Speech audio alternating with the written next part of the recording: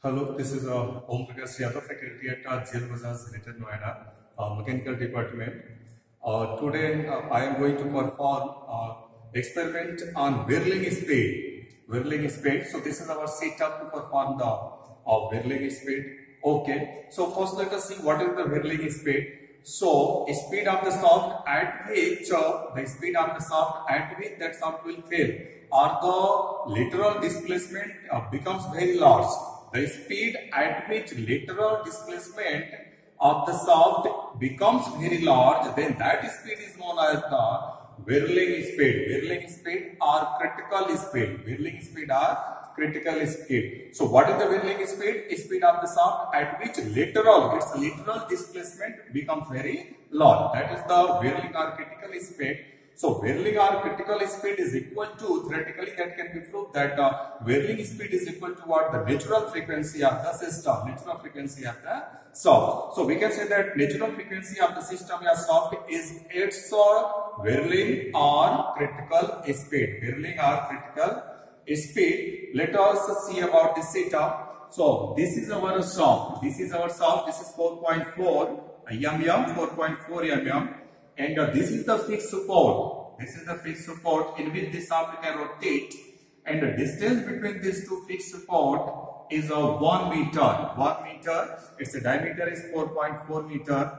So your whirling speed from critical, we can see that depend upon its length, its diameter, its cross section, and also depend upon its material, that is its modulus. Okay, so whirling speed depend upon what? Length of the shaft, diameter of the shaft, its section, and also type of support. Also this depend upon the type of support that these both are end are fixed, or one is end is fixed and another is guided, or both are guided. So this also depend upon the type of support provided. So now I have taken fixed support. We have taken fixed support. This is our safeguard, because there is a one chance. Actually, what is happening? The shaft can fail. Shaft can fail. So there should be proper safety guard. So this is our safety guard, so that in any condition, but you have to be away from this system when this is running, because failure is very dangerous. So students should be somewhat away, at least 2 meters away. That should be. Okay, so let us start. I am going to start and see that when I will increase its speed, so slowly, then what will happen? At any speed, at some speed, you will find that a node will be generated. That can be seen very crystal clearly at the center. So when one node will be generated, then that speed is known as the whirling speed of the shaft, or we can say the first whirling speed of the shaft. When again you increase the speed, then two node will be formed. So when two node will be formed, then that speed is known as the second whirling speed. Similarly, third node, fourth node, fifth node can be formed, and that speed will be known as the third whirling speed, fourth whirling speed. So this is a continuous shaft, so they are having infinite number of frequency, first, second, third, fourth, fifth, like that. Okay, now let us start the experiment. Now I am going to start the experiment. So I am on this side, so that for the safety precaution, safety point of view. So now I am going to start. Acha, one thing more. So there is a ramp. So by the optical tachometer, you can measure its speed. So by optical tachometer, you can measure the speed from here. Okay, now I am increasing its speed, starting from 0. Okay, you observe at that when the node is formed.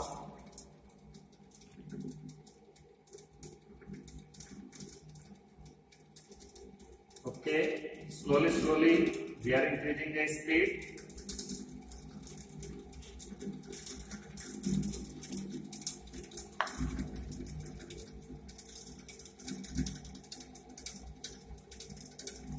Okay, load formation has started.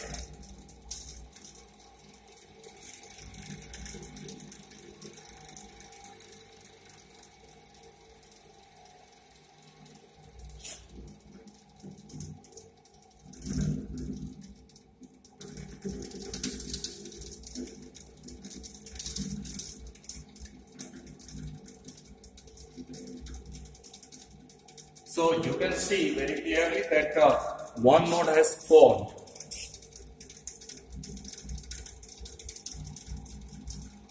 So one node has formed.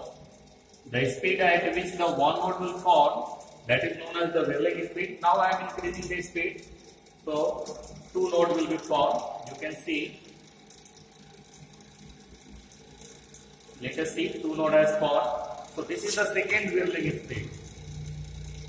So this is the second whirling speed. You can see one node is here and another is here. So one loop is there and another loop is here. So node will be here at the center and at that end.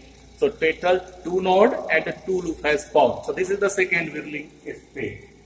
Okay. Now let us see that how to do the calculation.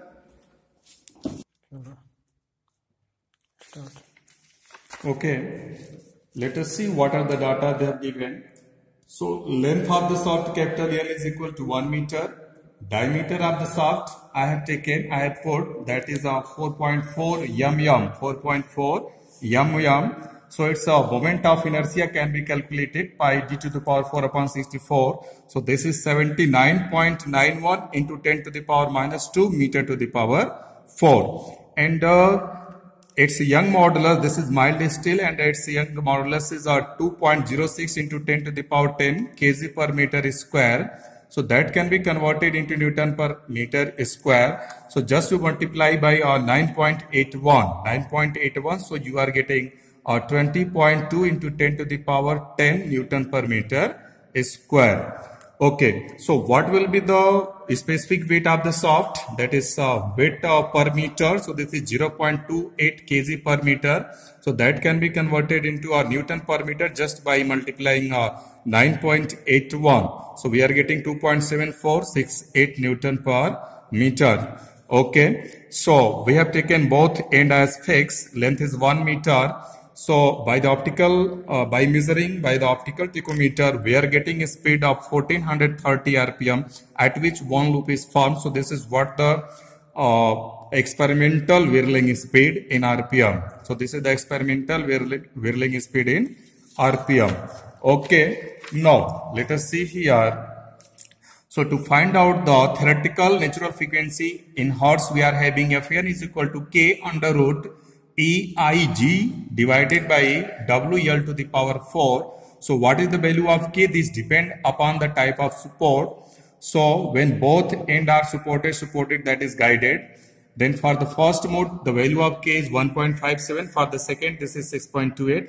Now one end is fixed, other is supported. Then value of K is 2.45 for the first mode and 9.8 for the second mode. When both ends are fixed, for the first mode, its value is 3.56 and for the second 14.24. So I have taken this one fixed. Both end was fixed. So I will take value of K for the first mode as a 3.56. We know the Young modulus IG omega L to the power 4. So let us see that how to calculate this thing. For both end fixed, I am having Fn, natural frequency in hertz, K. So K is 3.56 under root EIG divided by WL to the power 4. Let us put all the value. So E is 20.6 10 to the power 9 into I is 79.91 into 10 to the power 12 and J is 9.81. Omega W is what? 0.28 into G. So 9.81. So L is 1. So 1 to the power 4. So this G and G has gone. So when you solve this, you will get this 26.93 hertz. So let us convert. So this is the whirling speed in hertz. This is what the theoretical. This is the theoretical one. Let us convert into RPM so that that both theoretical and experimental can be compared. So when you convert this theoretical into RPM, just to multiply by 60 to get into RPM. So we are getting 1615.8 RPM. So this is what the theoretical speed, theoretical whirling speed in RPM. Now, what we have measured from the optical tachometer, that is what that is the experimental one. So this is 1430 RPM for the first whirling speed. We are doing the calculation for the first whirling speed.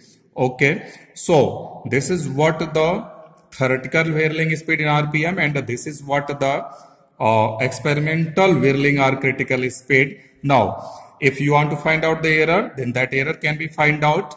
So how to find out the error? The theoretical whirling speed minus experimental whirling speed, but के theoretical whirling speed into 100. Just you put it here, so you are getting a 11.5% error. So this is what 11.5% error. Okay, so in that way you can do. So you have to take a precaution a lot, because that experiment is very dangerous when that will fail. So a proper safety should be taken. Okay, thank you very much.